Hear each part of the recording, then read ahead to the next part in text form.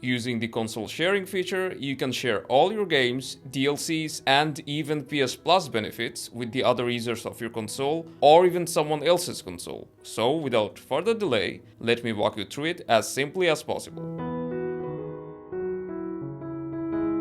First, there's two simple prerequisites. To game share on a console, you must be logged in into your account and then download the games you want to share while being logged into your account. By doing this, you can game share on different PS5 consoles as well. But note that you can only enable console sharing in one console.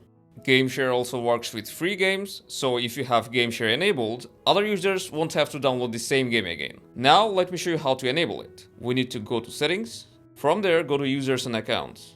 Then go to others, and here's the console sharing and offline play option. Open it, and from here you just need to enable this. And as it's stated here, it will make this console your home console, and this won't impact your PS4 primary account. So let's enable this, and that's how easy it is. Now console sharing or game sharing is enabled, so if we switch to a different account that don't have these games, you'll see that these games are also available here.